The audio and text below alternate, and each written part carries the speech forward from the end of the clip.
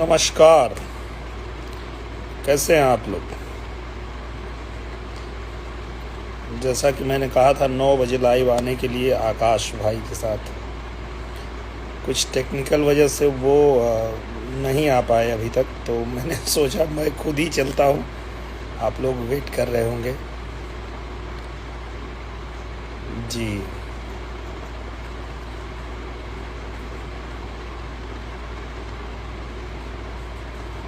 तो जैसे आकाश भाई जुड़ेंगे तो फिर आप लोगों के जितने सवाल है उसके जवाब भी आपको दूंगा मैं। अभी भी बहुत सारे मेरे दोस्त लोग जुड़ गए।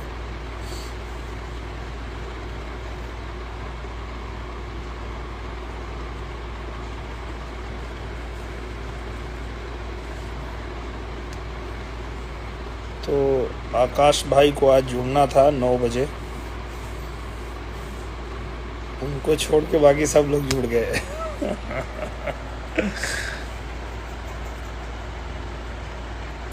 वैसे मैंने सोचा था कि आज नहीं आते हैं, क्योंकि आज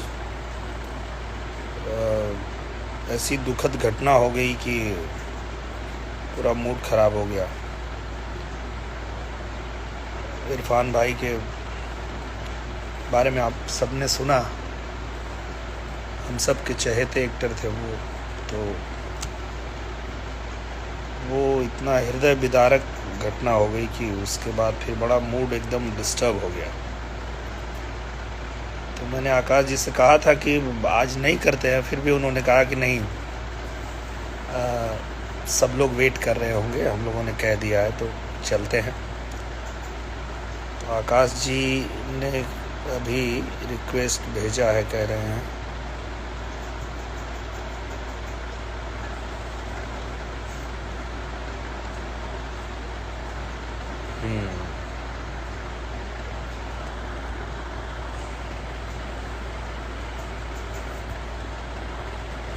ने जोड़ दिया आकाश भाई को।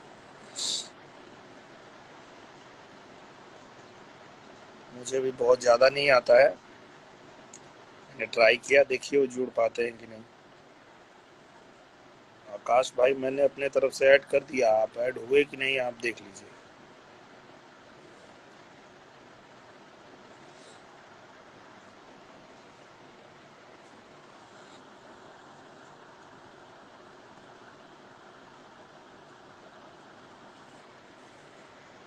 कनेक्ट हो रहे हैं आकाश भाई, मुझे लगता हो गए।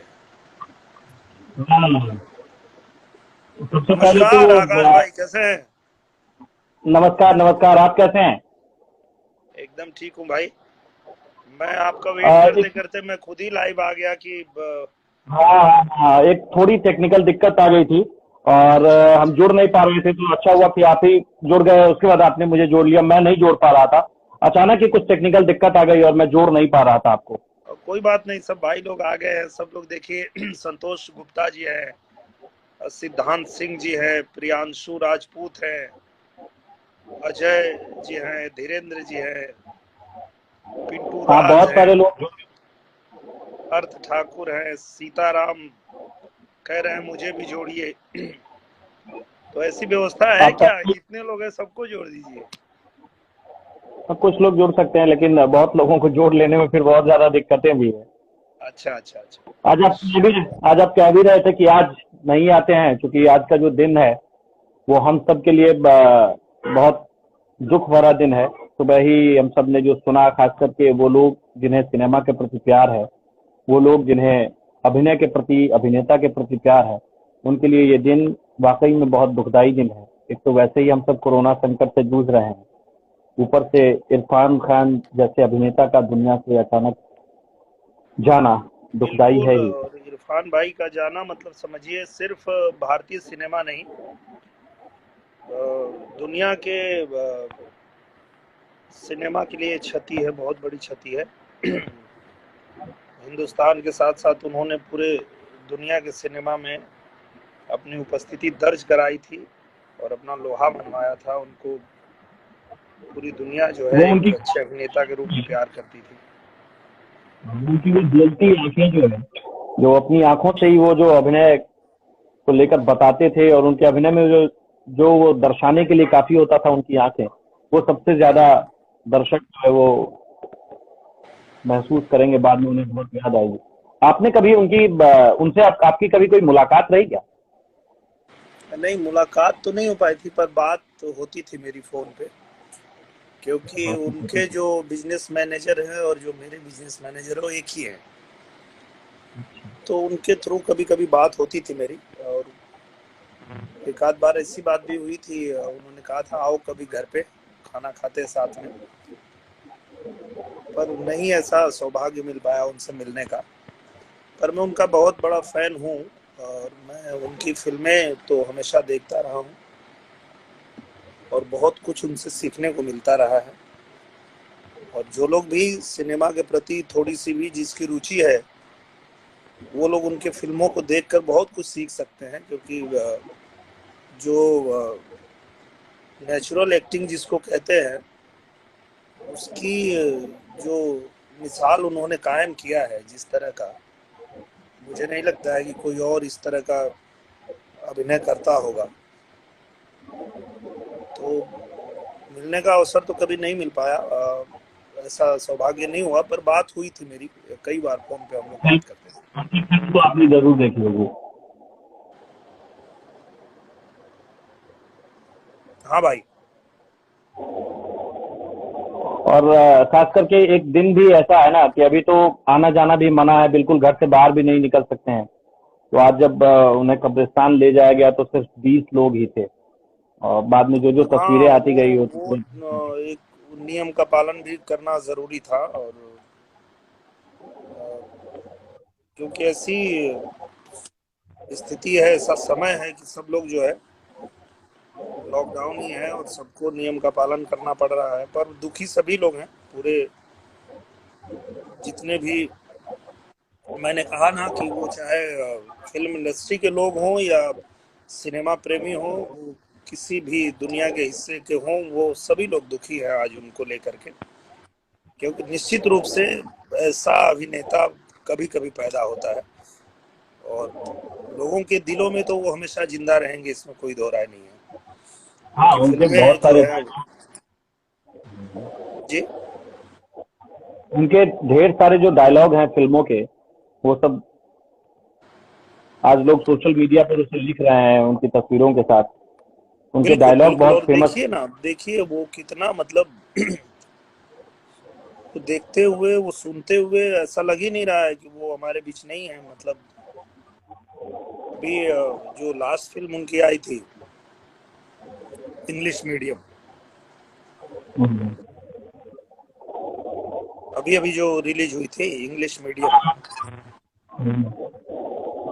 वो हम लोगों ने देखा। फिल्में तो उनकी सारी सभी लोग देखते हैं, उनके दीवाने तो सभी लोग थे। आज लॉक। मेरे एक मित्र ने बहुत अच्छी बात लिखी थी, मैंने वो पढ़ा, मुझे बड़ा अच्छा लगा। इंस्टा पे ही लिखे थे, एक एक्टर हैं विक्रांत सिंह, उन्होंने लिखा था कि भाई बंदे में दम तो था, कि आज एक दिन के लिए ही सही पूरी दुनिया को एक करके चले गए। आज वो चाहे हिंदू हो, मुसलमान हो, सिख हो, ईसाई हो, किसी धर्म, किसी जाति, किसी भी दुनिया के कोने का व्यक्ति हो, हर कोई आज दुखी है और उनको याद कर रहा है। सबकी आंखें नम है। तो ये तो कभी कभी किसी किसी के बस की बात होती है, ये सबके बस की बात नहीं होती है, जो इरफान भाई में थी। और इरफान भाई की वजह से जो आज पूरी दुनिया के लोग जो है एक होकर के, और जिस तरह से उनको याद कर रहे हैं, निश्चित रूप से। लॉकडाउन में आपको ये शूटिंग वगैरह बाहर जो जाते थे उसकी कमी खल रही है, लग रहा है कि? देखिए, शूटिंग वूटिंग तो मतलब बंद है,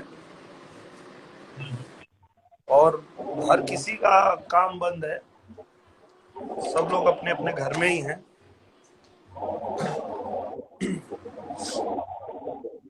और ऐसे समय में देखिए क्या होता है ना कि ये सब चीजें बहुत सेकेंडरी हैं। सबसे पहले तो जरूरी ये है कि देश सुरक्षित रहे, लोग सुरक्षित रहे। बाकी काम धाम तो होता रहेगा, आदमी जीवित रहेगा तब ना काम करेगा। नहीं नहीं, मैं यही कह रहा था कि लग रहा है कि बहुत सारे लोग ऐसे हैं जिन्हें अब घर में नहीं मन लग रहा, उन्हें अपने काम की बहुत याद आ रही है। आपने बात तो बहुत सही कही कि जब इंसान सुरक्षित रहेगा तभी सब कुछ काम चलेगा। हाँ, क्योंकि कुछ दिनों की बात है और ये ऐसी महामारी है जो पूरे दुनिया में है, और इसके लिए कोई दूसरा उपाय भी नहीं है। उपाय सिर्फ इतना ही है कि आप इससे बचाव कैसे करें। इसकी वैक्सीन की भी जो बात हो रही है उसमें भी समय लगेगा। वो बन भी जाए तो पूरे दुनिया में लोगों तक उसको पहुंचाने में, लगाने में, उसमें कितना समय लगेगा। तो अभी तो समझदारी इसी में है कि आप मतलब सुरक्षित रहे, बच के रहे बस। आपने एक वीडियो बनाया था कोरोना को लेकर, अभी मैं देख रहा था, आपके इंस्टाग्राम पर ही देख रहा था, वो कई न्यूज जी चैनलों पर भी वो चुका है। आपने जो मैसेज दिया था वो क्या मैसेज क्या था? हाँ, मैंने कई वीडियो बनाए थे, इसी के ऊपर हम लोग बनाते रहते हैं कि भाई अब समय ऐसा है कि आप लोग जो है घर में रहें अपना। अगर देश को जिताना चाहते हैं आप लोग, जीतना चाहते हैं, तो आप सबको घर में रहना है। इसके ऊपर कई वीडियो बनाए हम लोगों ने। अभी तो एक वीडियो और भी आएगा, एक दो दिन में आ जाएगा, जिसको पूरी भोजपुरी इंडस्ट्री ने बनाया है। मनोज हम्म। भैया, रवि भैया, पवन जी, खेसारी जी, रितेश पांडे, जितने हमारे भोजपुरी के स्टार हैं, सभी लोगों ने मिलकर के गाना बनाया है उसके ऊपर।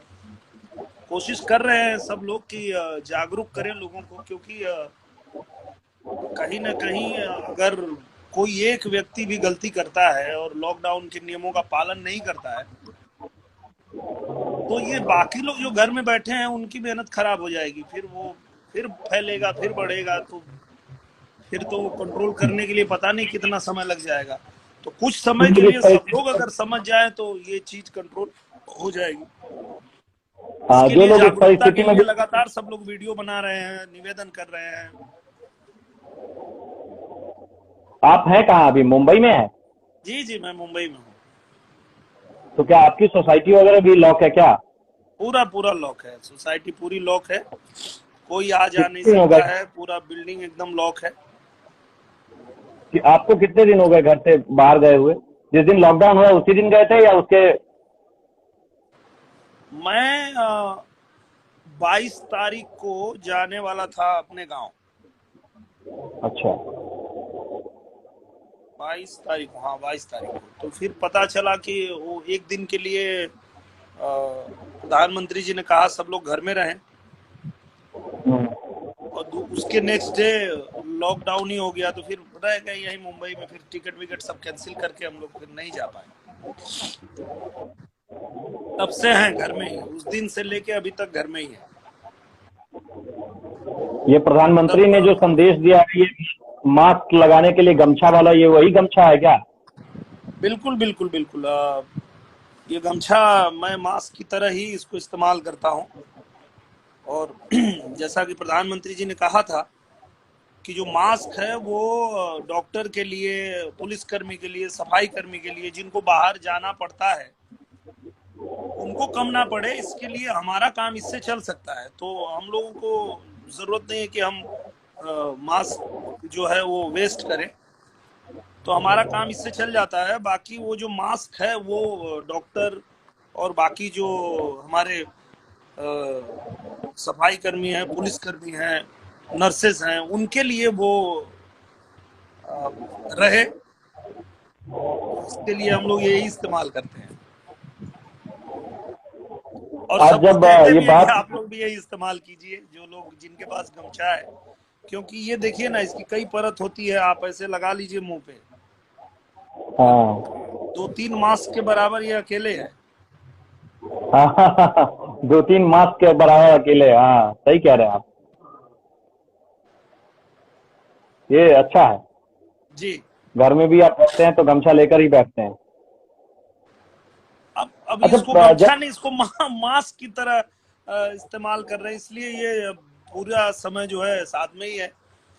और वैसे भी हम लोग जो भोजपुरिया लोग हैं उनके पास गमछा रहता ही है, वो उनको कुछ पहना लीजिए आप, उनको कोट पहना दीजिए, उनको खूब सूट बूट एकदम पहना दीजिए, लेकिन उनको गमछा चाहिए। मुझे तो चाहिए होता है, क्योंकि ये बहुत आप भी काम टी मतलब शर्ट पसीना हुआ तो पोंछ भी लेते हैं, गर्मी हो रही है तो हाँ कहीं हवा भी कर लेते हैं, हर काम के लिए ठीक है ये।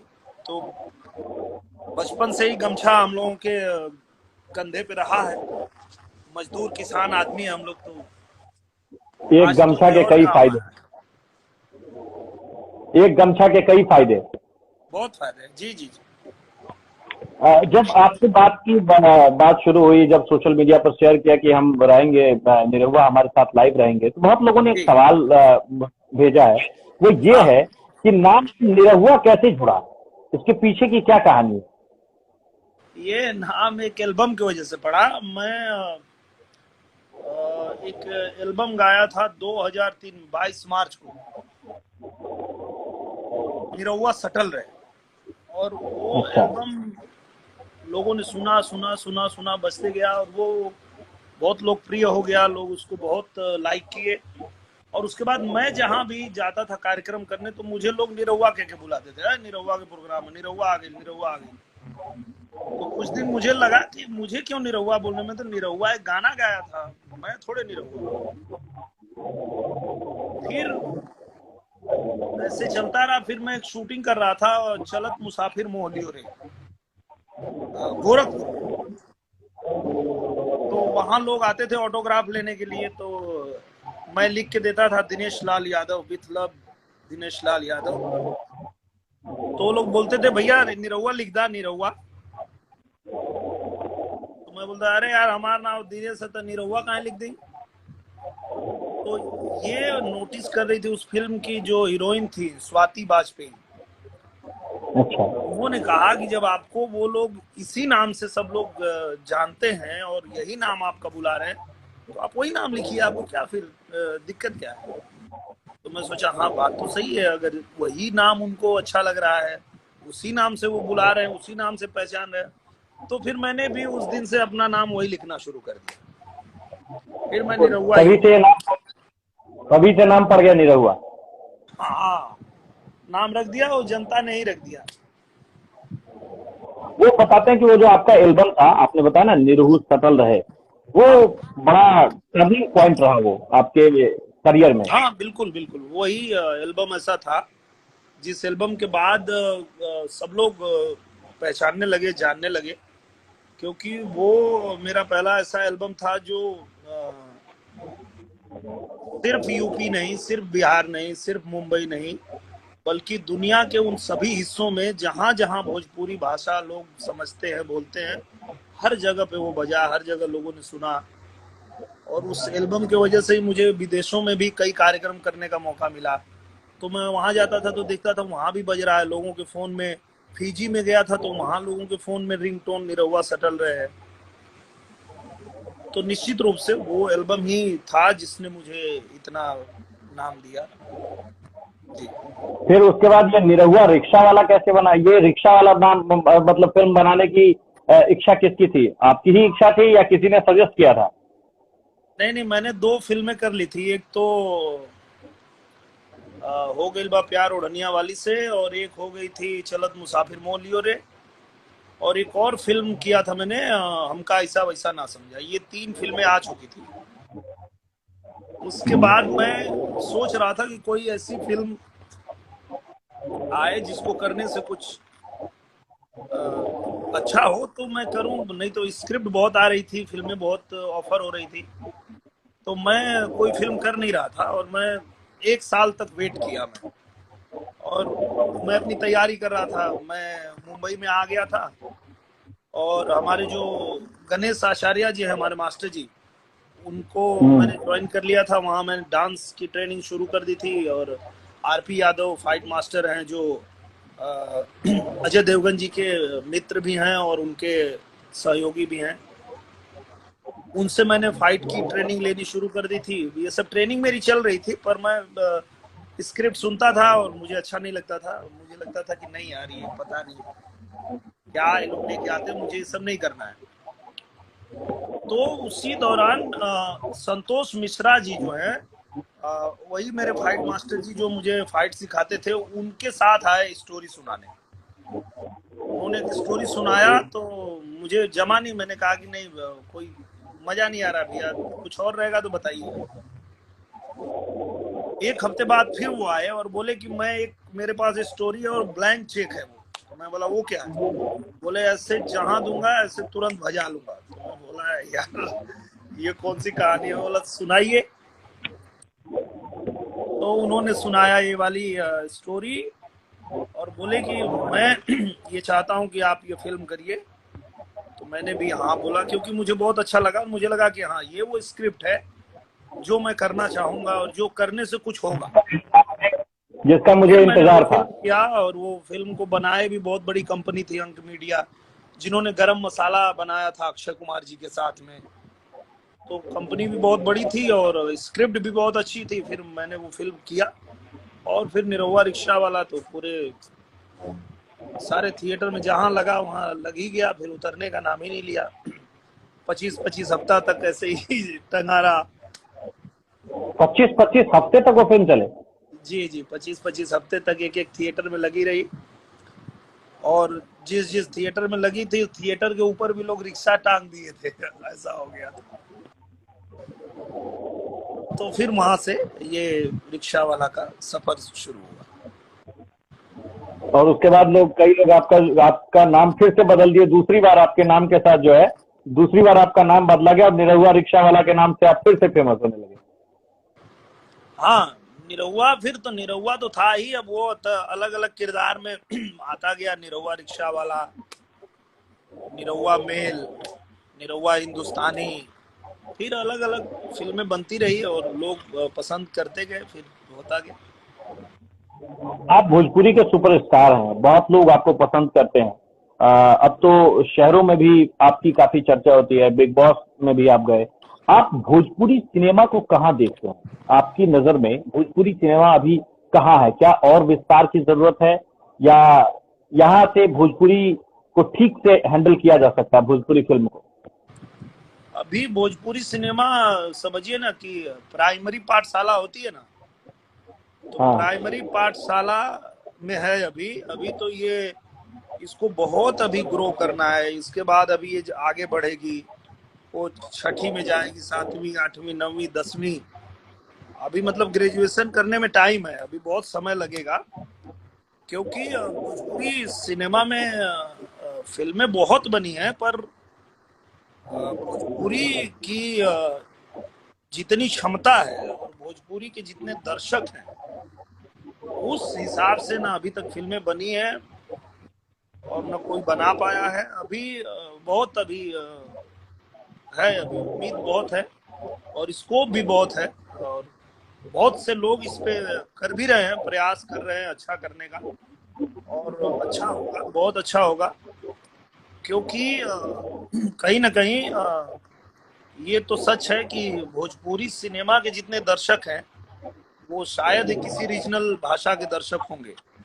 बाकी बहुत सारी क्षेत्रीय भाषाएं हैं और सिनेमा उनका बहुत आगे है, बहुत प्रगति कर चुका है, पर उनके पास इतने दर्शक नहीं है जितना भोजपुरी के पास है।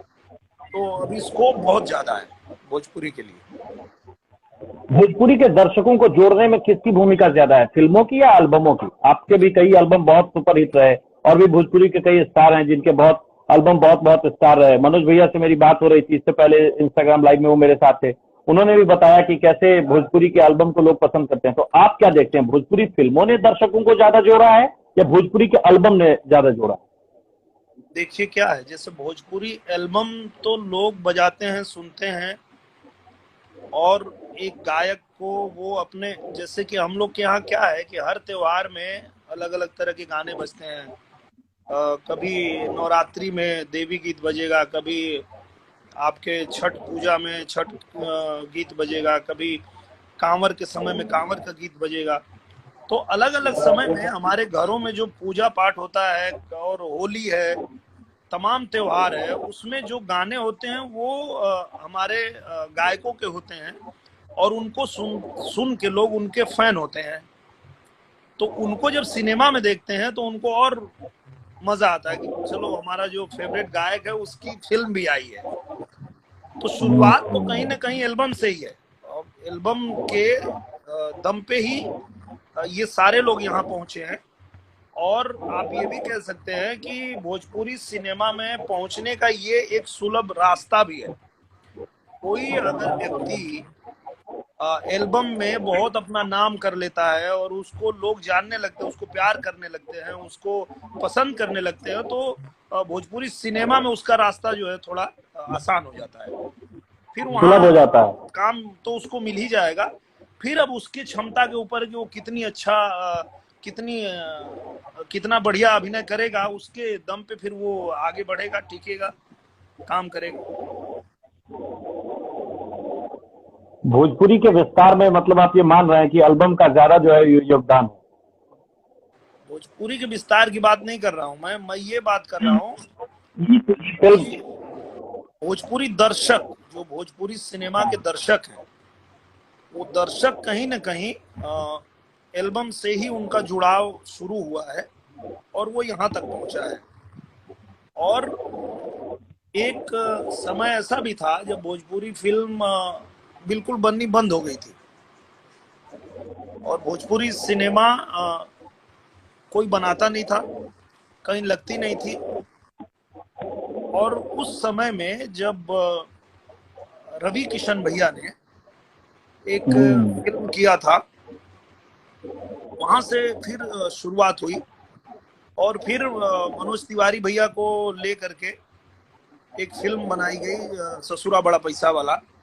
और उस फिल्म में गौनवा लेजा राजा जी जो कल्पना जी का बहुत बड़ा हिट एल्बम था, मतलब हर घर में वो एल्बम बजता था, उस एल्बम के सारे गाने थे। तो इस तरह से जो है भोजपुरी सिनेमा फिर से शुरू हुआ, फिर से एक बार बनने लगा। उसके बाद मैं आया, मेरे बाद फिर पवन जी आए, पवन जी के बाद खेसारी लाल यादव आए, उसके बाद कल्लू जी आए, फिर रितेश जी आए। तो ऐसे जो है एक एक करके गायकों की एंट्री होती गई सिनेमा में, जो एल्बम गाते थे। तो एल्बम और सिनेमा दोनों ने मिल करके दर्शकों को जो है अपने तरफ आकर्षित किया और भोजपुरी सिनेमा का जो है विस्तार होता गया। आप क्रिकेट खेलते हैं? जी, खेलता आप हूँ। लोगों की एक टीम भी? हाँ, हमारी टीम है, सेलिब्रिटी क्रिकेट लीग में हम खेलते हैं। भोजपुरी दबंग हमारी टीम है, उसके कैप्टन है मनोज तिवारी भैया और मैं उसका वाइस कैप्टन हूँ। हम लोग खेलते हैं जी। आप क्या करते हैं, बैटिंग करते हैं, बॉलिंग करते हैं? मैं ऑलराउंडर हूँ, मैं बैटिंग भी करता हूँ, मैं बॉलिंग भी करता हूँ, मैं फील्डिंग भी करता हूँ। आपके फेवरेट क्रिकेटर कौन है, जो लगे कि महेंद्र सिंह धोनी? जी। और अगर आप अभिनेता नहीं होते तो क्या होते? हालांकि इस सवाल का जवाब मुझे लगता है आपने पहले भी दिया होगा, लेकिन फिर भी मैं एक बार जानना चाहता हूं कि अगर दिनेश लाल यादव निरहुआ अभिनेता नहीं होते तो क्या होते? गायक होते।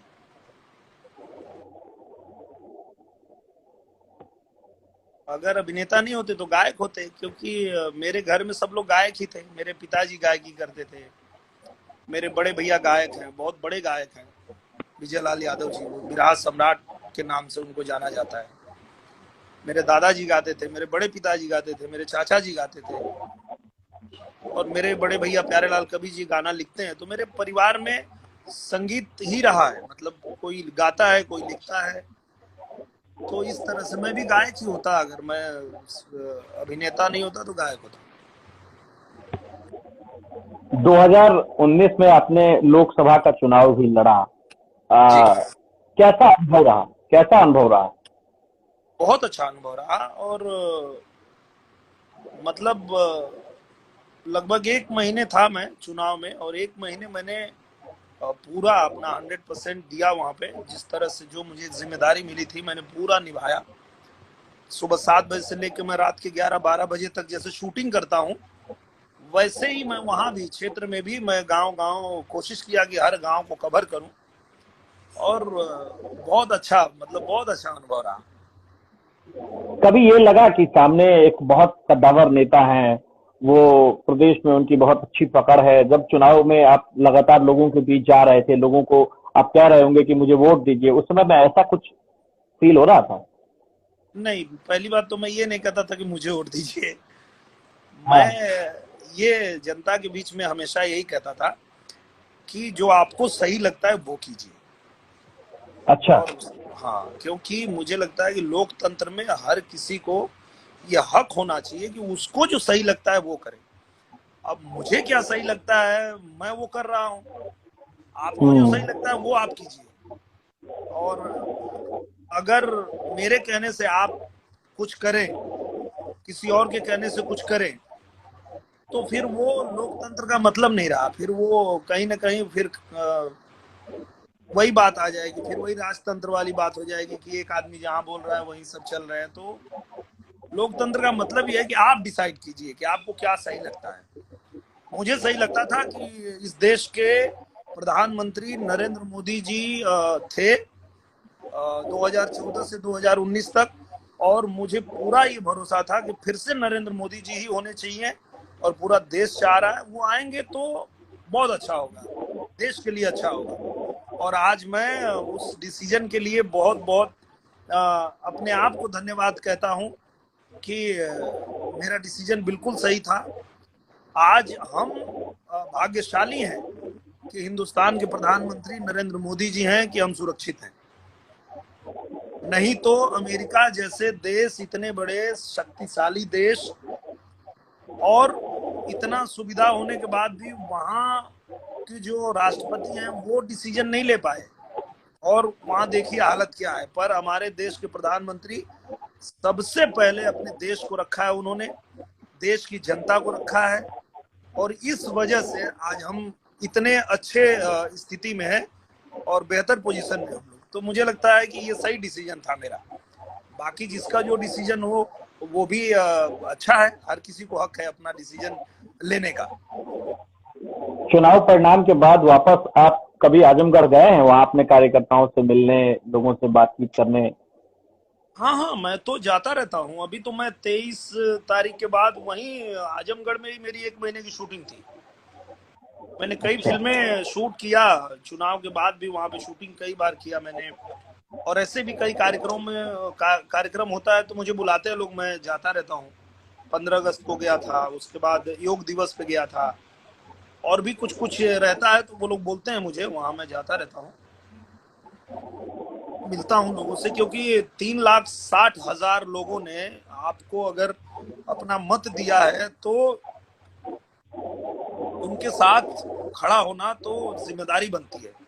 तो उनकी कोई भी आवश्यकता होती है, कभी भी वो लोग मुझे याद करते हैं तो मैं हाजिर रहता हूँ। मैं वहां नहीं रहता हूँ तो मेरी टीम रहती है, मेरी टीम उनके साथ हमेशा रहती है। आगे फिर से कोई चुनाव लड़ने की योजना है, मन है?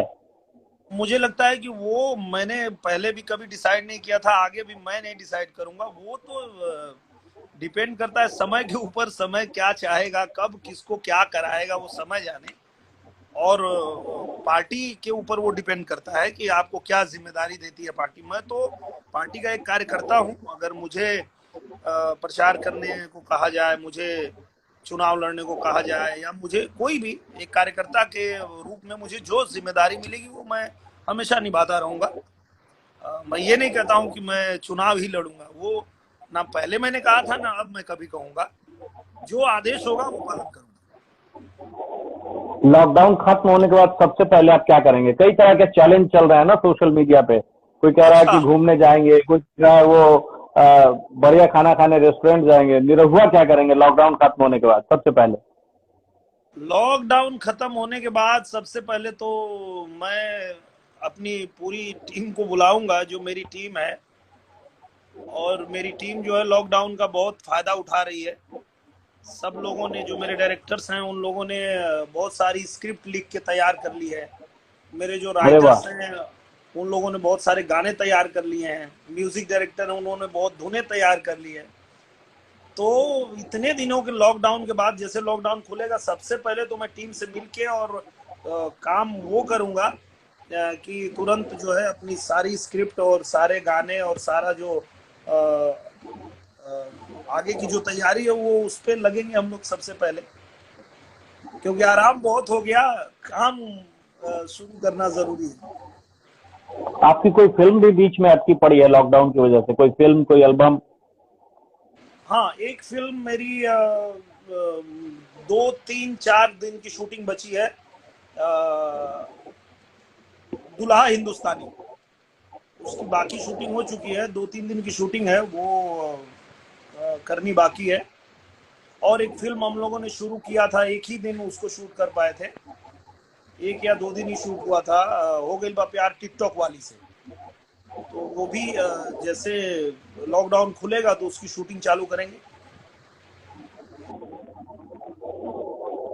और कोई विशेष डिमांड लॉकडाउन के बाद?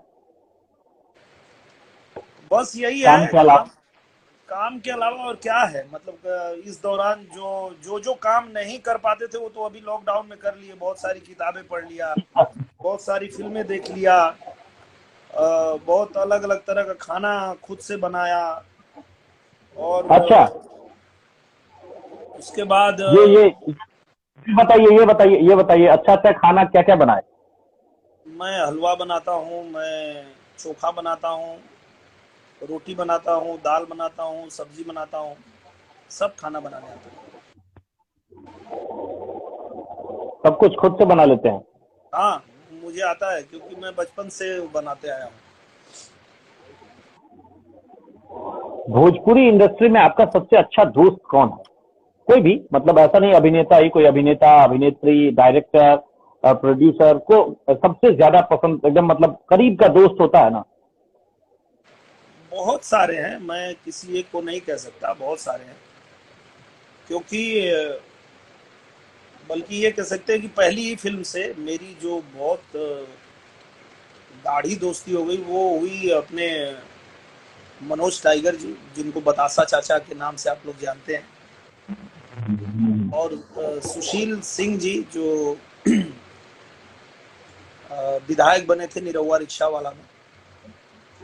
तो इन दोनों लोगों से मेरी बहुत गाढ़ी मित्रता है। उसके अलावा मेरे एक बहुत ही प्रिय मित्र हैं संजय पांडे जी, जो आप देखते हैं अक्सर मेरे साथ फिल्मों में उनको।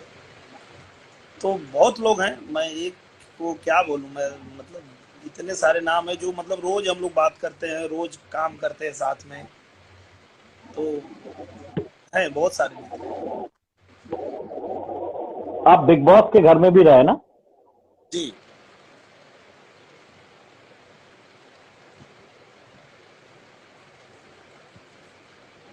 आवाज आ रही है? हाँ जी, हाँ जी, रहा ना मैं बिग बॉस 6 में। दिनेश भाई, आवाज आ रही है? आ रही है, मैं बिग बॉस 6 में था जी। आपको नहीं आ हाँ, रही है लगता मैं है कह रहा आवाज। था कि आप बिग बॉस के घर में भी थे ना? हाँ जी, हाँ जी, मैं था बिग बॉस 6 में। आप बिग बॉस के घर में सबसे सबसे अच्छी बात आपको क्या लगी? बाकी जो कुछ भी है वो तो ऑन एयर तो दर्शकों ने देखा ही। निरहुआ को बिग बॉस के घर में सबसे अच्छी बात क्या लगी? सबसे अच्छी बात लगी उस घर का जो नियम था वो बहुत अच्छा लगा मुझे, और वही नियम हर घर में होना चाहिए कि आप घर के सदस्य हैं, आप घर में भोजन कर रहे हैं तो आपको काम भी करना चाहिए। जितना खाना है उतना काम कीजिए, आप ऐसा नहीं कि कोई एक आदमी काम करेगा और बाकी लोग बैठ के खाएंगे, ऐसा नहीं। हाँ। बिग बॉस के घर का बेस्ट रूल यही था कि हर व्यक्ति काम करेगा। कोई आप बांट लीजिए क्या करना है आपको, आप क्या करना चाहते हैं, आप सफाई कर लीजिए या आप खाना बना लीजिए या आप कोई और काम कर लीजिए, पर काम कीजिए। आप घर के सदस्य हैं तो काम में आपकी हिस्सेदारी होनी चाहिए। ये मुझे बहुत बेस्ट लगा था बिग बॉस के घर। सबसे खराब बात क्या लगती है? क्या लड़ाई झगड़ा या कुछ और? क्या? बिग बॉस के घर में तो सबसे अच्छी बात तो आपको ये लगी, सबसे बुरी बात हाँ, क्या लगी, सबसे खराब बात क्या लगी?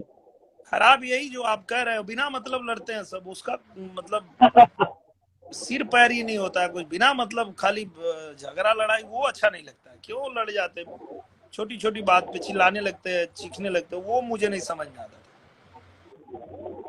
ये लॉकडाउन में लोगों को बाल दाढ़ी इस सब की बड़ी दिक्कत हो रही है, तो आप ऐसे ही रखते हैं या अभी आपने ट्रिम किया है? नहीं, मैं कोशिश करता हूँ खुद ही से थोड़ा थोड़ा काटते रहता हूँ। नहीं तो अभी तक तो मैं साधु बाबा बन गया होता। जितना बढ़ते जाता है तो कैंची लेके खुद ही से थोड़ा थोड़ा ऐसा ऐसा करके थोड़ा ट्रिम करने की कोशिश करता रहता हूँ। खुद से ही काट लेते हैं? हाँ, क्या करे, मजबूरी है। अब जा नहीं सकते सलून में तो फिर खुद ही से करना पड़ रहा है सब। वो अपने गांव कितने दिनों पर जाते हैं? बहुत बार जाते हैं, क्योंकि ज्यादातर शूटिंग जो होती है वो यूपी में ही हो रही है आजकल।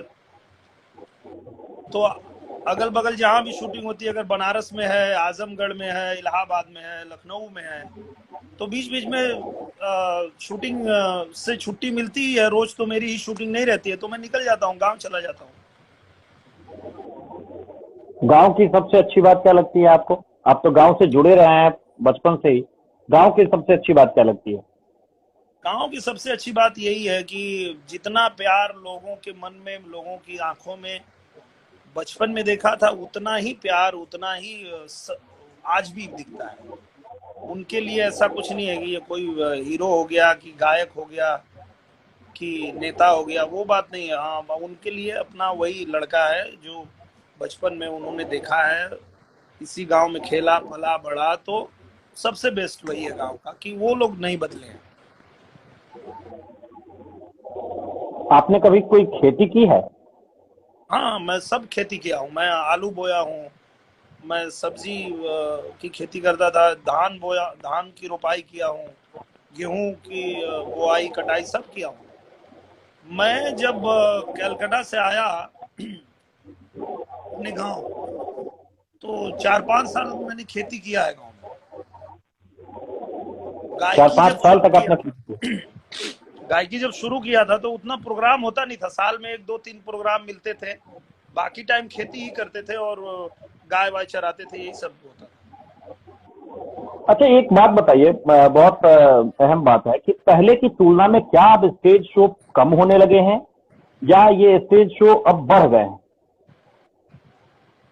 होता है, अभी भी होता है, वैसे ही होता है, पहले की तरह होता है। देखिए, पहले भी शादी होती थी तो शादी में कार्यक्रम होता था। पहले भी कोई पूजा पाठ हो रहा है तो उसमें कहा, वैसे ही आज भी हो रहा है। आप देखिए, जहाँ भी पंडाल होगा, पूजा पाठ होगा, वहाँ 3-4 दिन कार्यक्रम चलता ही है। तो पहले की तरह ही है आज भी। कुछ मैंने तो कुछ बदलते हुए नहीं देखा है, सब हर जगह कार्यक्रम होता ही है। निरहुआ सोशल मीडिया कितना चलाते हैं? मैं बहुत ज्यादा नहीं, पर कोशिश करता हूँ कि रोज कम से कम एक बार तो कुछ पोस्ट कर दूं और देख लूं कि लोग क्या मतलब चल रहा है, क्या हो रहा है। एक बार तो जरूर देख लेता हूँ। जब आप देखते हैं कि आपके बारे में कोई खबरें छपी है, और कई बार होता है कि किसी अभिनेता के खिलाफ में भी लोग लिख देते हैं कि ये फिल्म ठीक से नहीं चल पाई, वो तो गुस्सा आता है आपको? आता है, क्यों नहीं आएगा। जैसे देखिए, क्या मैं भी इंसान ही हूँ, और मेरे अंदर वो इंसान के सारे गुण और सारी बुराइयां हैं जो एक आम इंसान में होती है। और अगर मैं कभी कुछ बहुत मेहनत से काम कर रहा हूँ और मैं बड़े निस्वार्थ भाव से कर रहा हूँ, किसी अच्छे सोच के साथ कर रहा हूँ, और उसमें अगर कोई ऐसा मिल जाता है कि वो जानबूझ के मेरे पीछे पड़ जाए, उस प्रोजेक्ट के पीछे पड़ जाए, उसको गलत साबित करना ही है, तो ऐसे में गुस्सा निश्चित रूप से आता है, क्यों नहीं आएगा। गुस्सा पर काबू कैसे करते हैं? मैं सिस्टर शिवानी को सुनता हूँ सुबह उठते ही। मैं पहले सिस्टर शिवानी, सदगुरु, इन लोगों को पहले 1 आध घंटा सुनता हूँ, उसके बाद दिनचर्या शुरू करता हूँ। आजकल सबसे ज्यादा क्या कर रहे हैं, किताबें पढ़ रहे हैं या फिल्में देख रहे हैं? दो, आपने दो चीज बताया, तो उसमें सबसे ज्यादा अच्छी चीज आपको क्या नहीं लग नहीं, रही है, वो कई किताबें? एक एक काम लगातार नहीं किया जा सकता ना, बोर हो जाएंगे। तो फिर अलग अलग करते हैं। थोड़ी देर फिल्म देख लिया, फिल्म देख के हो गया, लगा कि बस, तो फिर किताब लेके पढ़ने लगते हैं। किताब पढ़ते पढ़ते पता चला सो गए, फिर उठेंगे तो कुछ और करने लगेंगे, एक्सरसाइज करने लगेंगे। तो बदल बदल के करते हैं, कोई एक ही काम नहीं कि एक ही में लगे हुए हैं, तब तो बोर हो जाएंगे। आपके घर में भी जिम है? नहीं, जिम नहीं है, मैं ऐसे ही नॉर्मल अपना यही गमछा के साथ में कर लेता हूँ।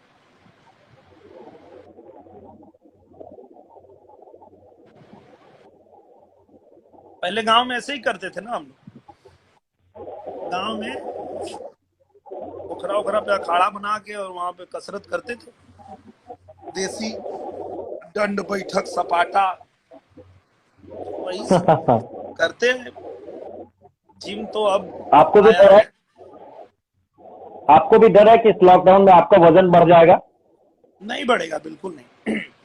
क्योंकि मैं मानता हूं कि कसरत से ज्यादा जरूरी आपके खाने की जो क्वांटिटी है उस पर आप कितना कंट्रोल रखते हैं, उस पर डिपेंड करता है। आप खाने के लिए जी रहे हैं कि जीने के लिए खा रहे हैं, उस पर डिपेंड करता है। अगर आप जीने के लिए खा रहे हैं तो वेट तो कभी जीवन में नहीं बढ़ेगा, और खाने के लिए ही जी रहे हैं तो फिर बढ़ जाएगा भाई। फिर पता चला चापे जा रहे हैं लॉकडाउन में एकदम, और कुछ काम धाम है नहीं, तो बढ़ जाएगा वजन। और वजन अगर तो आप बढ़ता ही चला जाएगा। उतना ही खाइए जितना मतलब आवश्यकता है शरीर की। अच्छा, एक मैं बात बताइए। अगर 5-6 साल हो गया मैं जिम नहीं गया हूँ, लेकिन मेरा वजन उतना ही है जितना 5 साल पहले था, क्योंकि मैं अरे उतना ही वाह, खाता हूँ जितना मैं जीवित रह सकूं। ये बहुत अच्छी बात है। आप जिम नहीं जाते हैं? टाइम नहीं मिलता है भाई। मैं पहले जाता था, बहुत बहुत जाता था, मैं खूब करता था। पर हाँ। अभी क्या हो गया कि सुबह 7 बजे सेट पे पहुंचना है, वहां लेट नहीं हो सकते, क्योंकि हम लोगों के पास बहुत कम समय होता है, उसी में फिल्म बनानी है, पूरी करनी है। सुबह 7 बजे से लेके 11-12 बजे रात तक शूट करना है, और फिर सुबह उठ के 7 बजे रेडी होके पहुंचना है। तो दिन भर जो वो दौड़ भाग होती है, उसी में जो हो जाता है शरीर का कसरत व्यायाम, वो हो गया। अलग से करने का समय नहीं मिल पाता है। और अभी थोड़ा समय मिला है तो अभी कर रहे हैं। तो ये खुद तो फिर अपने आप को फिट कैसे रखते हैं, ये घर में ही हर दिन? बिल्कुल एकदम, बस थोड़ा सा खुद से ही जितना कर लिए अपना सपाटा वपाटा मार लेते हैं। आप मुझे पहले ऐसे अभिनेता लग रहे हैं जो जिम नहीं जाते होंगे, कि और भी, बाकी और भी हैं? नहीं नहीं, पहले मैं बहुत जाता था, मैं तो कह ही रहा हूँ, मैं बहुत जाता था जिम। अच्छा। हाँ, पर ज्यादा काम जब आ गया तो फिर मुश्किल हो गया जाना। मैं चाह के भी नहीं फिर जा पाता हूँ, तो फिर मैं जहाँ रहता हूँ वहीं कर लेता हूँ, अपने से ही कुछ जितना हो सकता है उतना कर लेता एक सवाल, बहुत अहम सवाल है। एक मेरे मित्र ने भेजा है कि ये सवाल जरूर पूछेगा कि आपके पसंदीदा नेता कौन है, नरेंद्र मोदी को छोड़ करके? वो ऑप्शन में जो है प्रधानमंत्री नरेंद्र मोदी का नाम नहीं है। हूँ। अच्छा, कोई बात नहीं, फिर हमारे पसंदीदा नेता हैं योगी आदित्यनाथ। अगर अच्छा। मोदी जी के बाद आप कोई नाम पूछते हैं मुझसे, तो मेरे सबसे पसंदीदा नेता फिर योगी आदित्यनाथ हैं। मुझे लगता है कि ये वो व्यक्ति हैं जो समाज के लिए, देश के लिए अपना सब कुछ न्यौछावर करने को तैयार हैं, और ये देश के लिए जीने वाले लोग हैं, और मुझे ऐसे लोग पसंद है। तो आप जब चुनाव लड़ने आए थे उत्तर प्रदेश में, जब आप आजमगढ़ से, जब आपको टिकट मिला, तो आपने किसी से कोई राय सलाह लिया होगा ना कि चुनाव में कैसे लड़ते हैं? आपके लिए तो बड़ा नया नया था, वो कैमरा, लाइट, एक्शन, इससे अलग की दुनिया होती है राजनीति, ये तो आप भी अब जानते हैं। तो आपने राय सलाह तो किसी से ली होगी कि कैसे चुनाव लड़ते हैं, क्या किया जाए, कैसे किया जाए, कैसे वो तो रणनीति टीम बनाई होती है जाए? ना, वहाँ पूरी टीम रहती है ना। आपका जिला अध्यक्ष रहता है, आपका मंडल अध्यक्ष रहता है, आपके बूथ अध्यक्ष होते हैं। वो तो पूरी टीम रहती है ना, हर जिले में हर पार्टी की, सिर्फ हमारी पार्टी नहीं, हर पार्टी की टीम होती है। नहीं तो नहीं, मैं वो उसकी बात नहीं कर रहा। वो तो आपके आदेश पर काम कर ही रहे होंगे, लेकिन आपने कोई व्यक्तिगत सलाह तो ली होगी ना कि ये बहुत अनुभवी है, इनसे जरा पूछ लूं कि कैसे क्या होता है। मुझे तो वही लोग सलाह दे रहे थे, मैं किसी से क्या सलाह लूं। मुझे जो वहां पे लोग थे, वही लोग जैसे जैसे अपना बोलते गए, मैं करता गया। बॉलीवुड की सबसे पसंदीदा अभिनेत्री आपकी कौन? करिश्मा कपूर। करिश्मा कपूर। जी। करिश्मा कपूर की कौन सी फिल्म आपको सबसे ज्यादा पसंद है? कौन सी मतलब, उनकी कोई फिल्म ही नहीं बनी है जिसको मैंने पहला शो ना देखा हो।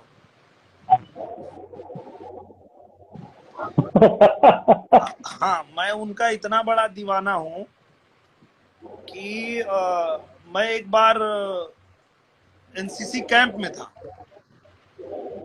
और कैंप में आप जब रहते हैं तो बाहर नहीं निकल सकते, और मुझे पता चला कि अखबार तो आता था कैंप में, तो देखा कि करिश्मा कपूर की आज फिल्म रिलीज हो रही है। तो मुझे लगा मेरा रिकॉर्ड टूट जाएगा यार, मैं तो फर्स्ट शो देखा हूँ करिश्मा कपूर की फिल्म, और आज मैं नहीं देख पाऊंगा, ये कैसे होगा। कौन सी फिल्म थी? वो फिल्म थी वही जो सनी देओल के साथ में आई थी, जिसमें सनी देओल जी सर पे बांध के रखते हैं, जीत। हाँ, जीत फिल्म। जी। मतलब आप तो मैं, जो हमारे बटालियन हवलदार मेजर थे, बीएचएम थे, उनको मैंने हाँ कहा कि सर मुझे थोड़ा कुछ सामान लेने बाहर जाना है, मेरा साबुन वाबुन सब खत्म हो गया है, कुछ खाने पीने की चीजें खत्म हो गई है। तो उन्होंने 1 घंटे की छुट्टी दी, मैं गया सीधा थिएटर में घुस गया, और फिल्म देख के जब वापस आया तो मेरे यूनिट के जितने लड़के थे सबको बिना खाए और उधर पनिशमेंट में बैठाया गया था कि वो कहाँ गायब हो गया। फिर जब मैं आया तो पनिशमेंट मुझे भी मिला, मैंने बता दिया कि सर ऐसा था, मैं फिल्म देखने गया था। मैं रिकॉर्ड नहीं तोड़ना चाहता था अपना। हाँ, मेरा रिकॉर्ड टूटना नहीं चाहिए। मैं मतलब जब से होश संभाला है और मैं जब से फिल्में देखना शुरू किया हूँ, मैंने कभी उनकी फिल्म मिस नहीं की है, तो मुझे नहीं करना था, इसलिए मैं देखा। अब आप जो मुझे दीजिए सजा, वो मैं भुगतूंगा, और मैं भुगता। मुझे सजा भी बड़ी मजेदार होती थी ना, पुशअप मारना पड़ता था कि चलो पुशअप मारो, तब तक पुशअप मारो जब तक कि दोनों हाथ भर के एकदम लेट न जाओ। तो मिलिट्री का तो वो भी अच्छा रहता है ना। तो आप मुंबई भी इतने दिन से रहते हैं, कभी करिश्मा कपूर से मुलाकात हुई कि नहीं? नहीं, कभी मुलाकात हुई नहीं, लेकिन मैं उनके साथ जब भी मौका मिलेगा मैं काम करूंगा। मुलाकात की इच्छा है? हाँ हाँ, क्यों नहीं। अरे मैं बचपन से फैन हूँ उनका, बचपन या मतलब कि टीनेज में जब हम लोग थे, और जब हम पढ़ रहे थे, पढ़ाई के दौरान जो उनकी फिल्में आती थी गोविंदा जी के साथ, आमिर खान जी के साथ, उनकी एक फिल्म थी राजा हिंदुस्तानी। उसको मैंने आमिर खान के 25 साथ। बार एक ही थिएटर में देखा था, ओह। और उसके एक एक डायलॉग मुझे याद थे। और फिर मैं गांव जाता था तो लड़कों को पूरी फिल्म सुनाता था, लाइन बाय लाइन। और कहीं ना कहीं वहीं से मेरे दिमाग में था वो हिंदुस्तानी, जो राजा हिंदुस्तानी था, वहीं से टाइटल मैंने लिया था निरहुआ हिंदुस्तानी।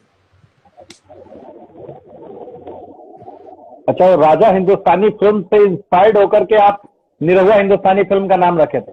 टाइटल लिए थे, बाकी स्टोरी तो मेरी बिल्कुल अलग थी, पर टाइटल वहीं से हाँ, लिया था मैंने। ये आपके दिमाग में पहले मेरी से थे? फेवरेट फिल्मों में से एक थी वो। मेरी जितनी पसंदीदा फिल्में हैं उसमें एक वो फिल्म है राजा हिंदुस्तानी, दिलवाले दुल्हनिया ले जाएंगे। ये सब फिल्में हैं जो कभी भी मैं कितनी भी बार देख सकता हूँ। ये इतनी कहानी आपने अगर कभी करिश्मा कपूर लेती हो?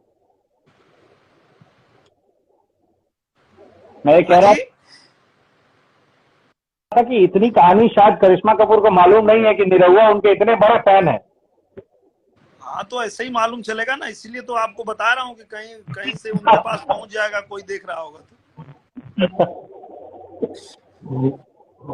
आजकल आप सोते कितने बजे हैं रात में? पूरा उल्टा हो गया है, नियम ही पूरा उल्टा हो गया है। अभी तो रात भर नींद नहीं आती है, हाँ। ऐसे ही जगे रहते हैं, फिल्म देखते रहते हैं, किताब पढ़ते रहते हैं, पढ़ते पढ़ते किताब पढ़ते पढ़ते फिर लगभग 2-3 बज ही जाता है, 3-4 बजे तक मतलब जगे रहते हैं। फिर उससे भी थोड़ा अगर बोर हो जाते हैं तो अपने भाई के साथ में फिर ऑनलाइन गेम खेलने लगते हैं, वो कैरम खेलते हैं हम और प्रवेश। हाँ, पूरी दुनिया अभी लूडो खेल रही है। आप अच्छा, आप आप जो नहीं है। तो कैरम कैरम कैरम खेल रहे हैं? खेलेंगे तो उसमें मैं मिलूंगा आपको, मैं कैरम खेलता हूँ। अच्छा, ठीक है, मैं कोशिश करता हाँ हूँ कैरम बोर्ड खेलूँ आपके साथ। बाकी तो अभी आइए पूरी दुनिया आइए, लूडो खेल। हाँ। और इतनी देर से हम लोग बात कर रहे हैं, जो लोग आपको कमेंट कर रहे हैं इतने सारे, उनको भी तो लीजिए, नहीं तो वो लोग तो फिर गुस्सा हो जाएंगे, बोलेंगे बताओ हम लोग नहीं को तो कोई बात ही नहीं हमारी हो रही है। नहीं नहीं, बहुत सारे लोग हैं जो, आकाश उपाध्याय जी हैं, देखिए ये देखिए बहुत सारे एबी लोग हैं। कुमार हैं, विजय कुमार है, यश यादव विजय है, कुमार है, शिवम जी है। प्रीति प्रजापति है, नमस्ते भाई जी लिख रहे हैं, अनिल जी हैं वो हेलो लिख रहे हैं, रोहित सिंह लिख रहे हैं कि गाजीपुर से हैं वो। आ, हाँ, किसी ने लिखा कि वो पबजी खेलते हैं। हाँ, मैं नहीं खेला हूँ कभी, उसके बारे में इतना सुन आप लिया कि मेरी हिम्मत नहीं हुई खेलने की। उसके बारे में पता नहीं क्या क्या सुनता था कि लोग खेलते खेलते जान दे दे रहे, क्या क्या कर रहे हैं, मैं उसको कभी खोला ही नहीं। मैं इधर बोला से। अरे बाबा ऐसा गेम नहीं चाहिए भाई। तो ये देखिए लिख रहे हैं स्पर्श यादव की प्रणाम भाई जी। रोहित ने लिखा है कि गाजीपुर से हैं वो। हेलो आरा, फिल्मों में काम कब मिलेगा? लीजिए, एक जो है एक सवाल ये आया कि सबको फिल्म, प्रणाम, सबको प्रणाम। एक सवाल आया है कि फिल्म में काम कब मिलेगा। एक आपके चाहने वाले हैं वो लिख रहे हैं, तुषार। देखिए क्या है कि किसी भी क्षेत्र में आप काम करना चाहते हैं तो अब आप अगर फिल्म में काम करना चाहते हैं तो सीधा सीधा मुझे ही ले लीजिए, मेरा ही उदाहरण ले लीजिए। मेरा भी बहुत मन था, बचपन से ही मैं फिल्में देखता था, बहुत देखता था, भाग भाग के घर से देखता था। अभी एक कहानी मैंने बताया आपको कि मैं कैसे अपने कैंप से भाग के फिल्म देखने गया था। तो दीवानगी थी, पर उस दीवानगी को पाने के लिए आपके अंदर कितना जुनून है, आप वहां तक जाने के लिए कितना मेहनत कर सकते हो, आपके ऊपर है। आप करिए मेहनत, और इस दुनिया में कोई ऐसी चीज ही नहीं है जो आप नहीं पा सकते। ये तो आप लिख लीजिए। आप कुछ भी बनना चाहते हैं, कुछ भी आपका इंटरेस्ट है, तो उसके बारे में जानकारी लीजिए, उसके पीछे पड़ जाइए, और इतना पड़ जाइए कि वो आपके पास पहुंच जाएगा निश्चित रूप से। ये ऐसे जो आजकल के युवा है जो हीरो बनना चाहते हैं, जिन्हें निरहुआ बनना है, उनके लिए आपका क्या संदेश है? आप क्या कहना चाहते हैं उनको? आप देखिए ना, आप सिंपल ऐसे ही देख लीजिए, चाहे निरहुआ है, चाहे वो पवन सिंह है, चाहे खेसारी लाल है, चाहे वो रितेश पांडे हैं, चाहे वो कल्लू हैं, क्या ये लोग मुंबई आए थे? नहीं, वो आपके गांव में ही गाना गाते थे, आपके बरही में, तेरही में, और आपके शादी में, ब्याह में, यही थे ना हम लोग। तो वहीं से शुरू होता है। जो लगता है जिसको कि डायरेक्ट मुंबई जाके हीरो बन जाएगा, तो ऐसा नहीं होता है। हीरो को खोजने के लिए मुंबई जाती है, वहीं आपके गांव में। यहाँ कौन ऐसा व्यक्ति है जिसको लोग प्यार करते हैं, जिसका इतना नाम हुआ है, जो इतना अच्छा कर रहा है कि लोग उसको सुन रहे हैं, उसके लिए भीड़ इकट्ठा हो रही है। तो मुंबई से प्रोड्यूसर डायरेक्टर खोजते खोजते पहुंच जाते हैं आपके छपरा में, आपके पटना में, आपके आरा में, आपके गाजीपुर में, आपके बनारस में। वहीं आपको दिखाना होता है अपना हुनर। तो जहां है वहीं अपना हुनर दिखाइए, आप अपने आप को साबित कीजिए, बस वहीं लोग पहुंच जाएंगे आपको ढूंढते हुए। यहाँ आके धक्का खाने से क्या फायदा? यहाँ तो घूमते रहेंगे। यहाँ तो एक मतलब रोड पे निकलेंगे तो सब हीरो ही घूम रहे हैं यहाँ।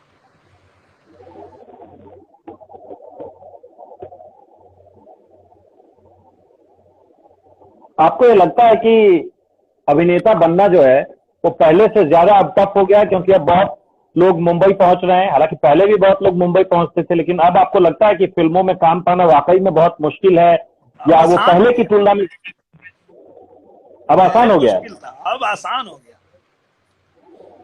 अब तो लोग टिकटॉक से हीरो उठा ले रहे हैं, हीरोइन उठा ले रहे हैं कि चलो यार ये तो बड़ा गजब टिकटॉक बना रहा है, इसको एक्टिंग का सेंस है।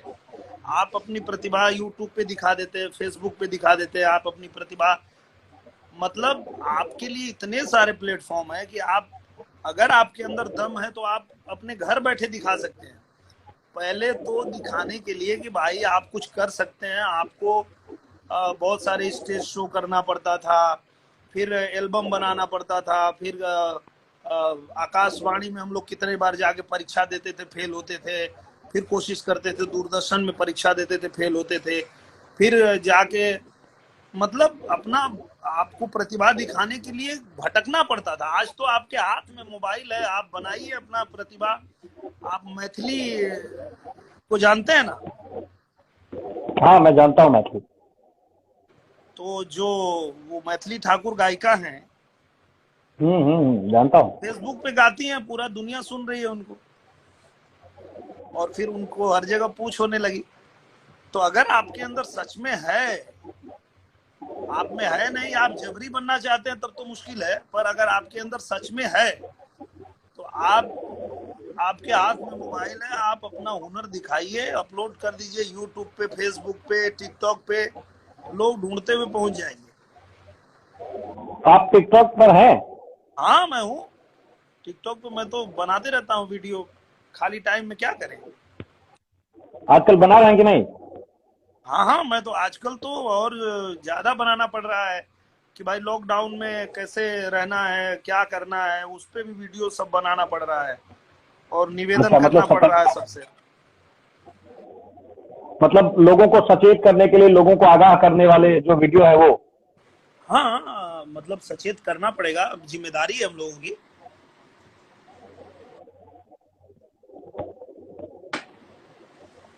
आप रात के 10 बजे चाय पी रहे हैं?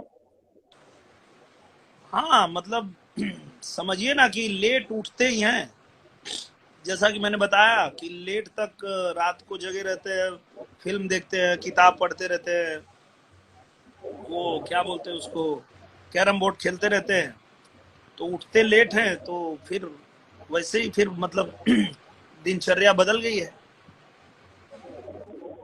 मुझे लग रहा है मैंने आपसे जितना वक्त कहा था आपने उससे ज्यादा वक्त मुझे दे दिया है। हाँ, तो आज के समय में तो सबके पास वक्त ही वक्त है, पहले तो सब लोग पहले तो सब लोग बोलते थे कि आप अगर कोई बोले कि भैया एक इंटरव्यू करना है, तो भैया टाइम नहीं है, हाँ। मैं जा रहा हूँ शूटिंग में, ये है वो है। अभी तो आप इंस्टा पे कर लीजिए, फेसबुक पे कर लीजिए, टीवी पे कर लीजिए, करना क्या है, बैठे हैं भाई, करो जो इंटरव्यू करना है। यहीं से लोग, हमारे भाई लोग देखेंगे, जुड़ेंगे, सब लोग जो है वो लोग भी घर में बैठे बोर हो रहे हैं, चला नहीं रहुआ आयल बा इंस्टा पे होके देखा का बोला था। ऐसे ही लोग के मनोरंजन होखे, और का कलाकार के दूसर कौन काम बा। सुख में दुख में हर चलिए, समय अगर कुछ मनोरंजन करत रहे तो वह कलाकार है। चलिए एक दिन कोशिश करते हैं आपसे फेसबुक पर भी जुड़ने की। जी जी, जरूर जरूर जुड़ेंगे। फेसबुक पर भी एक दिन हम लोग जुड़ते हैं। हाँ, तो कैसा उधर क्या हाल चाल है? यहाँ मैं नोएडा में हूँ, यहाँ भी स्थिति बहुत अच्छी अभी फिलहाल नहीं है। अच्छा। गाजियाबाद नोएडा बॉर्डर सील है, दिल्ली नोएडा बॉर्डर सील है। आने जाने वाले लोगों को रोका जा रहा है, और वही लोग आ जा रहे हैं जो बहुत ज्यादा जिनके लिए जरूरी है, हाँ। जैसे कि जो मीडिया के लोग हैं या जो पुलिस के लोग हैं या फिर जो अत्यावश्यक सेवाओं में लोग लगाए गए हैं, वही लोग आ जा रहे हैं। बाकी लोगों का अच्छा। आना जाना बिल्कुल मना है पूरी तरीके से। हालांकि कुछ कुछ दफ्तर खुल गए हैं, बावजूद इसके अभी भी लोग आपको सड़कों पर दिखेंगे नहीं। अच्छा, नहीं जरूरी भी है, कुछ दिन अगर और लोग सावधानी बरतेंगे तो अच्छा रहेगा। यहाँ हाँ, मुंबई में तो क्योंकि एकदम बंद है भाई, हम लोग तो एकदम बंद है। अच्छा, मुंबई में तो एकदम बंद है। फिर जरूरी सामान वगैरह कैसे पहुंचता है आपके पास, जो राशन पानी ये सब? राशन पानी समझिए ना कि गाड़ी आती है बिल्डिंग के नीचे, हफ्ते में अच्छा। एक आध बार, एक बार दो बार, वहां से, और वो भी गेट के बाहर ही गाड़ी खड़ी होती है, वहीं से मतलब सामाजिक दूरी का पालन करते हुए एक एक आदमी अपना अपना सामान लेगा और आएगा। और यहाँ जो बिल्डिंग में वॉचमैन है वो भी बाहर नहीं जा सकते, वो यहीं रह रहे हैं, मतलब बिल्डिंग के, ना उनको घर जाने का है ना जाके आने का, ऐसा नहीं है, वो यहीं रहेंगे, यहीं वो लोग भी मतलब जब से लॉकडाउन है वो लोग भी यहीं हैं, बिल्डिंग में ही हैं, सब लोग लॉक हैं एकदम। अभी इस बीच में फोन पर में अपने दोस्तों से बातचीत करते हैं कि नहीं आप? हाँ, मैं तो बात तो डेली होती है सबसे, खेसारी जी से, पवन जी से, रवि भैया से, मनोज भैया से। फोन पे तो लगातार हम लोग जुड़े हुए हैं, बातचीत होती रहती है। अभी हम लोगों ने एक एल्बम बनाया ना उसके लिए, सोनी के लिए, और पूरी हम्म। भोजपुरी इंडस्ट्री ने मिलकर बनाया। उसका सारा पैसा जाएगा पीएम केयर फंड में। हाँ। उस पे भी सब लोगों ने चर्चा किया, फोन पे बात हुई, गाना बना, गाया गया, अपने अपने घर से मोबाइल से ही शूट करके उसको भेजा गया। आएगा, अभी 1-2 दिन में आ जाएगा आप लोग के बीच में। अच्छा, वो गाना बहुत जल्द आने वाला है। हाँ, पूरा मतलब भोजपुरी इंडस्ट्री एक साथ पहली बार दिखेगी किसी गाने में। अच्छा, एक गीत में पूरी भोजपुरी इंडस्ट्री, सारे हाँ, अभिनेता अभिनेत्री। सब सब सब लोग। अ, अगर कोई ऐसी प्राइवेसी ना हो तो वो क्या गीत है, आप अगर बता सकें, अभी जो हम लोगों के साथ इंस्टाग्राम पर जुड़े हैं उन्हें। हाँ, वो गाना ऐसा ही बना है, मतलब इसी के ऊपर कि जीत लिहल जाई, दिल में जितला के जुनून बा, हार नहीं माने कबो इंडिया वाला खून बा। एगो दिया जला के रखा, रोशनी सजा के रखा, हौसला बढ़ा के, जीतेगा मेरा इंडिया। ऐसे वो गाना बना है। सब कोई गईले बा, मनोज जी, पवन जी, खेसारी जी, सब बाऊ में। मतलब सब लोग एक साथ मिल करके कोरोना के खिलाफ आप लोगों की अपनी जंग की तैयारी है। हाँ, मतलब एक ऐसे जन जागरण खातिर, लोगन के खातिर के जोश भरे खातिर। लड़ाई में जोश भी तो भरे के होला। हाँ। जब पहले लड़ाई होखे राजा महाराजा लोग के, तो जो कवि लोग रहे वो पहले कविता पढ़ के, आला उला गा के पहले जोश भरे, वीर रस के कविता लोग पढ़े, और जब जोश में आवे पूरा सेना, तब जाके लड़ाई में कूद जाए। कोरोना से जो लड़ाई चलता, ये लड़ाई में जोश भरे के पड़ी ना पब्लिक के। और ये जोश उल्टा बांटे कि जोश में आके घरे में रहेगा, बाबू अरे नहीं के निकलेंगे। अच्छा, एक चीज बताइए, आपने बताया कि भोजपुरी के जितने स्टार हैं वो सब एक साथ आ रहे हैं। निरहुआ को कब ये पहली बार लगा कि अब वो वाकई में स्टार बन गए हैं, या फिर ऐसी बात आ गई है कि मतलब एक दौर आया होगा, एक समय आया होगा जब आपको लगा होगा कि नहीं, अब लोग मुझे पहचानने लगे, हमारा जो संघर्ष था वो संघर्ष जो है अब धीरे धीरे सफलता में तब्दील होने लगी है, और कब ऐसा आपको लगा, अरे मतलब कोई वही ऐसी वाला घटना हुई हो। मैं वो एल्बम गाया था, निरहुआ सटल रहे, मार्च में रिलीज हुआ। और धीरे धीरे धीरे धीरे बजते रहा, धीरे धीरे फैलते गया।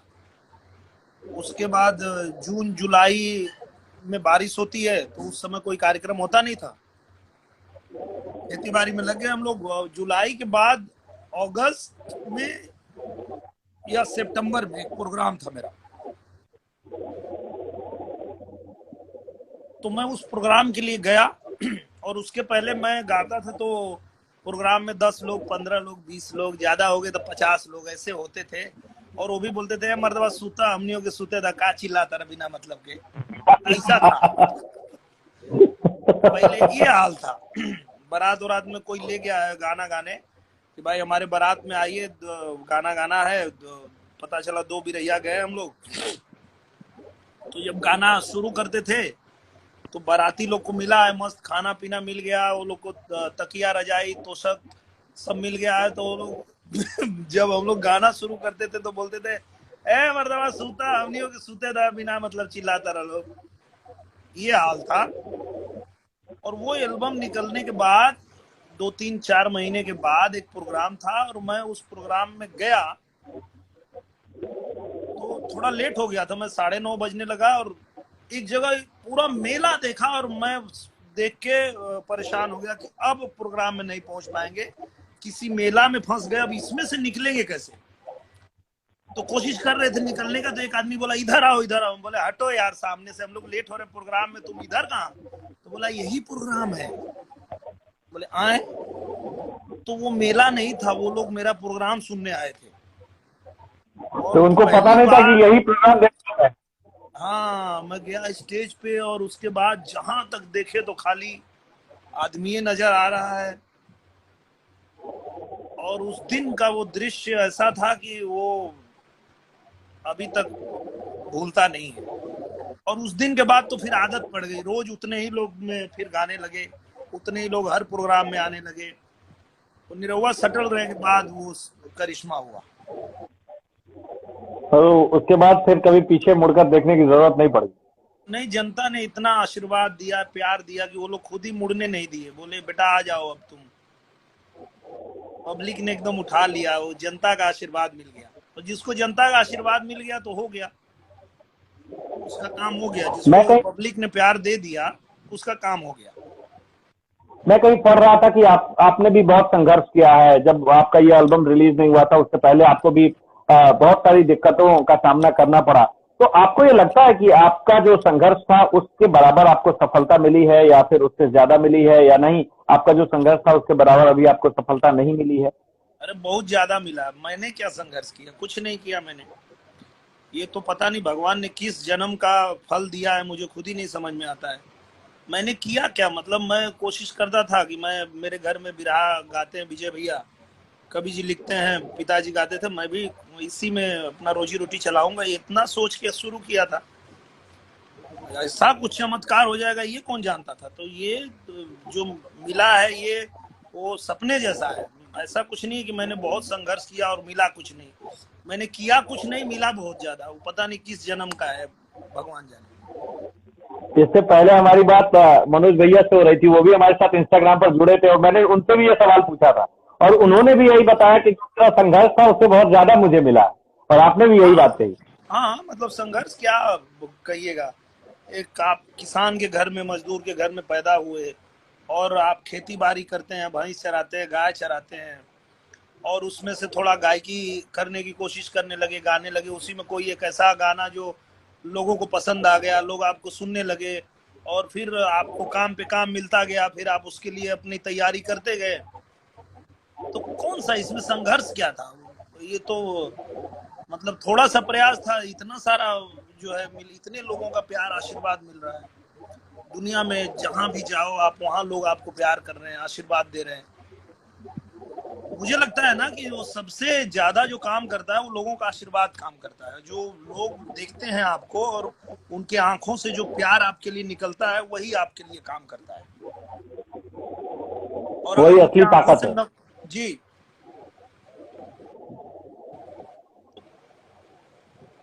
जी, क्या आप बोल कुछ रहे कह हैं रहे थे? आप नहीं बोलिए। नहीं, मैं आप कुछ कह रहे थे, आप कुछ कह रहे थे, आप कुछ कह रहे थे। हाँ, मैं यही कह रहा था कि आप मेरा जो अनुभव है वो ये है कि आप कलाकार बहुत अच्छे हैं कि नहीं हैं, आप गायक बहुत अच्छे हैं कि नहीं हैं, वो बहुत सेकेंडरी है। आपको इंसान बहुत अच्छा बनना है ताकि लोग आपसे नफरत ना करें, लोग आपको प्यार करें। क्योंकि आप बहुत अच्छा गा के बहुत बड़े स्टार बने या ना बने, आप बहुत अच्छा एक्टिंग करके बड़े स्टार बने या ना बने, पर अगर लोगों ने आपको प्यार दिया तो आप जरूर बन जाएंगे, इसमें कोई दो राय नहीं। ये मेरा अनुभव है। ये आपका अनुभव है, बहुत बड़ी बात है। आप यही कह रहे हैं कि लोगों का प्यार सबसे ज्यादा जरूरी है। हाँ, अगर लोग आपको प्यार करते हैं, आप पता नहीं आपका गला फटा हुआ बांस है, मेरे गले में क्या है, मैं ऐसा थोड़े गाता हूँ कि मतलब मेरे से अच्छा हर गांव में गाने वाला लड़का मिल जाएगा आपको। गला भी ऐसा कुछ नहीं है, चेहरा देख ही रहे हैं जो आपके सामने ही है। क्या है मतलब किस बात के लिए है, पर वही है कि लोगों का प्यार है, वो इतना प्यार से देखते हैं कि उनको उनका आशीर्वाद जो मिलता है वही आपके लिए काम करता है। वही सबसे बड़ी पूंजी है, वही सबसे बड़ी ताकत है। आपको सबसे अच्छा गाना कौन सा लगता है? सबसे पसंदीदा गीत आपका? हिंदी, अंग्रेजी, भोजपुरी, मैथिली, जो गीत आपको सबसे ज्यादा पसंद हो, जो आपको मन करता हो बार बार सुनने का? मुझे भोजपुरी का गाना जितना है सब मैं सुनता हूँ, तो मुझे बहुत अच्छा लगता है। कल्पना जी को सुनता हूँ, मैं पवन सिंह जी को सुनता हूँ मैं उदित नारायण जी को सुनता हूँ, मैं ये अभी नए हमारे जो गायक आए रितेश पांडे, इनको सुनता हूँ। सबका गाना मुझे बहुत अच्छा लगता है। भोजपुरी में मुझे ज्यादा मजा आता है बचपन से ही। हिंदी गाने सुनता हूँ पर मजा भोजपुरी में आता है। तो अपने घर के अभी जो म्यूजिक सिस्टम में अभी कभी? जो इनका गाना आया है अपना रितेश पांडे जी का, हाँ। वो मेरा फेवरेट गाना है। जाए चंदा ले आव खबरिया, कैसन बाड़ी मोर जान हो, कैसन बाड़ी मोर जान हो, रोज संग में वो हमरा रहत रहली, एक पल जुदाई ना सहत रहली, जहिया से इंडिया में आइल करोनवा, मिले नहीं खियावत मोर जान हो, जाए चंदा ले आव खबरिया, कैसन बाड़ी मोर जान हो। ये मेरा फेवरेट गाना है। अच्छा, एक चीज बताइए कि भोजपुरी के जो गीतकार हैं, क्या वो वाकई इतने क्रिएटिव हैं या फिर वो ताक लगाए बैठते हैं? कोई भी मुद्दा हो, सबसे पहले भोजपुरी का गीत आता है। वो कोरोना हो, वो चाहे नोटबंदी हो, वो चाहे जीएसटी की बात हो, हाँ, वो चाहे आर्थिक सुरक्षा की बात हो। मैं देखता हूँ कि हर मुद्दे पर एक गीत बहुत तेजी से आता है और सबसे पहले भोजपुरी की तरफ से ही आता है। उसके बाद बाकी भाषाओं में फिर वो गीत जो है तो धीरे धीरे आते हैं सोशल मीडिया पर। मुझे लगता है कि हर भाषा में ऐसा होता है, क्योंकि देखिए कोई भी गाना, कोई भी फिल्म, कोई भी साहित्य, ये सारी चीजें समाज की घटनाओं पे ही निर्भर करती है कि समाज किधर जा रहा है, समाज में क्या हो रहा है। उनको ध्यान में रख के ही गाना बनता है, उनको ध्यान में रख के ही चीजें होती है। भोजपुरी में इसलिए पहले दिख जाता है कि यहाँ दर्शक ज्यादा है, अच्छा, उछाल देते हैं फटाफट, एकदम एकदम शेयर कर देते हैं, गाना आइल बा एकदम धुआंधार। तो आप देखेंगे, और इसका प्रूफ आपको ऐसे मिलेगा कि आप देखेंगे कि हिंदी की कोई बहुत बड़ी हिट फिल्म होगी, उसका जितना व्यूअरशिप होगा उससे ज्यादा आपको भोजपुरी का मिल जाएगा, क्योंकि भोजपुरी के दर्शक ज्यादा हैं, सोशल मीडिया पे भी हैं, हर जगह है। और वही दर्शक जो है हिंदी के भी हैं, बाकी फिल्मों के भी हैं। तो होता सब जगह है, यहाँ दिख जाता है जल्दी। होता सब जगह है लेकिन सबसे पहले भोजपुरी में दिख जाता है, क्योंकि यहाँ जो है फट से उछल जाता है मामला। ठीक है दिनेश भाई, आपने बहुत वक्त दिया मुझे, और मुझे लग रहा है कि आपने जितना कहा था उससे तिगुना वक्त जो है हम लोग बातचीत करते करते गुजार चुके हैं। आपके पास एक रिक्वेस्ट है कि ये बातचीत खत्म हो, क्योंकि मैं लाइव में एक बार फिर से तमाम दर्शकों को मेरी तरफ से बहुत मतलब शुक्रिया भी, और शुक्रिया के साथ साथ माफी इसलिए क्योंकि कुछ टेक्निकल रीजन की वजह से हम लाइव सबसे पहले नहीं आ पाए, और मेरी कोशिश ये थी कि मैं लाइव आऊं, मैं आपको जोड़ूं, लेकिन हुआ उल्टा, और हुआ ये कि आपको पहले आना पड़ा, सब लोग पहले जुड़ गए, मुझे मैं ही बाद में जुड़ा। हाँ, तो मेरे तरफ से इसके लिए सॉरी भी तमाम दर्शकों को। और एक मैं भी जितने दर्शक जुड़े हैं, जितने भी मेरे भाई लोग हैं, मैं सबको प्रणाम करता हूं। और सब लोग जो है कुछ कुछ लिख ही रहे हैं, तो हाँ, सब लोगों को धन्यवाद। एक देखिए आपके लिए लगातार आप, हाँ, लोग गीत गाने के लिए आपके बार बार नीचे कह रहे हैं, जबकि मेरी इच्छा ये थी कि हम बातचीत ज्यादा करें। हाँ, तो मैंने तो गाना इसीलिए गा दिया, अभी आपको सुना ही दिया। आपसे गुजारिश ये है कि जब बातचीत खत्म करें तो इसको सेव कर लीजिएगा ताकि ये स्टोरी में रहे। जी जी, और खत्म करने से पहले एक बार फिर से हम लोग जहाँ से शुरू किए थे इरफान भाई से, तो उन्हीं के एक डायलॉग से खत्म करते हैं। उनको याद करते हुए सबसे पहले तो उनको अश्रुपूरित जो है उनको श्रद्धांजलि अर्पित करते हैं, और ईश्वर से प्रार्थना करते हैं कि इरफान भाई को स्वर्ग में ऊंचा स्थान मिले, उनकी आत्मा को शांति मिले, और वो हमेशा, वो तो जीवित रहेंगे, हम हमारे जैसे जो दर्शक हैं, जो उनके फैन हैं, उनके दिलों में हमेशा जीवित रहेंगे इरफान भाई। और उनका एक डायलॉग मैं बोल के और यहीं से खत्म करता हूँ। इरफान भाई का एक डायलॉग है, अबे मोहब्बत थी तभी तो जाने दिया, अगर जिद होती तो बाहों में होती। सही डायलॉग है, आज दिन भर ये इरफान भाई यही। का डायलॉग था। तो बहुत बहुत सबको धन्यवाद। आप सभी लोग हाँ, लॉकडाउन का पालन कीजिए, और जैसे जैसे सरकार आपको निर्देश दे रही है उसको मानिए, और हम लोग जो है बहुत जल्दी जीत जाएंगे, जीत के बहुत करीब है हम लोग। और ये लॉकडाउन आप ही के लिए है, हम सब के लिए है। और ये कोरोना से एक बार हम लोग जीत गए, उसके बाद तो फिर जितना उछलना कूदना है उछलिए कूदिए। कुछ दिनों की बात है, आप लोग थोड़ा सा और सहयोग करिए, और बहुत जल्दी हम लोग जीतेंगे। और अपने आसपास जो लोग गरीब हैं, जो लोग असहाय हैं, उनकी भी मदद कीजिए, क्योंकि आपको ईश्वर ने दिया है तो दूसरों को भी मदद करना चाहिए। आप पता करते रहिए आसपास कोई भी भूखा ना रहे। सरकारें भी कर रही है, केंद्र सरकार कर रही है, सारी राज्य सरकारें कर रही है, सारे सेलिब्रिटी कर रहे हैं, सारे जनप्रतिनिधि कर रहे हैं, मीडिया कर्मी कर रहे हैं, सारे सब लोग अपने अपने स्तर से कर रहे हैं। तो हर किसी से यही निवेदन है कि आप भी अपने आसपास अगर किसी एक व्यक्ति की भी मदद कर सकते हैं तो जरूर कीजिए, और लॉकडाउन का पालन कीजिए, ताकि हम लोग जो है जल्दी से जल्दी कोरोना से जीतें, और फिर से एक खुशहाल हिंदुस्तान जो है हो जाए, और फिर से आप अपने अपने जिंदगी में वापस लौट जाए। ठीक है। दिनेश भाई, हम धन्यवाद। लोग वापस एक बार हम लोग फेसबुक पर मिलते हैं, इसकी कोशिश करते हैं।